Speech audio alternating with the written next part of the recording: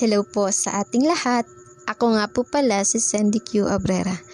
Ang aking pong tatalakayin ay ang layunin sa pagtuturo ng Filipino. Tinutukoy dito ang manunood upang mapalawak ang kanyang pakikinig, pagbasa, pagsasalita at pagsulat. Ano nga ba ang mga layunin sa pagtuturo ng Filipino? Upang malinang ang kakayahang komunikatibo, reflektibo o mapanuring pag-iisip, pagpapahalaga, pangpanitikan. Sinasabi rito na ang layunin nito ay lumawak at hubugin tayo sa pakikipagkomunikasyon at sa kahalagahan na rin ng pakikipagtalastasan. Sa anong paraan? Sa pamamagitan ng babasahin at teknolohiya. Ano nga ba ang mga halimbawa ng babasahin? Gaya na lamang ng libro or textbook, diksyonaryo at iba pa. Sa teknolohiya naman, alam na natin ito na ang gadget katulad na lang ng cellphone. At mahalaga rin ang teknolohiya sa larangan ng edukasyon.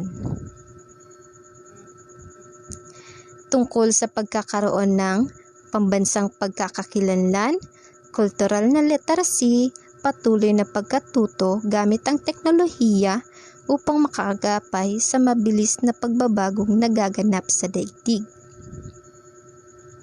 Sa ikatatamo ng mithiing ito, kailangan ng mga kagamitang panturo ng mga guro bilang suporta sa kurikulum na magmumula sa administrasyon, ahensyang panlipunan, pribado at publiko, pampamahalaang lokal, media, tahanan at iba pang sektor ng lipunan.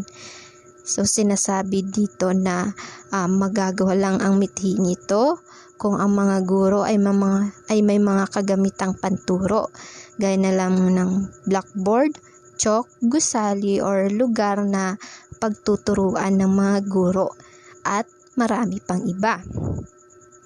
Matutupad lamang ang mithiing ito kung may suporta ng publiko, ng sektor ng lipunan, sektor ng gobyerno, lalo at higit ang pamilya o ang ating tahanan. Isinaalang-alang sa pagbuo ng kurikulum ang pangangailang panlipunan, lokal at global na pamayanan. Maging ang kalikasan, pangangailangan ng mga mag-aaral. Pinagbatayan din ang mga legal na batas pang-edukasyon at mga teoryang pilosopikal ng edukasyon at wika. Yan lang po at maraming salamat. Bye-bye po.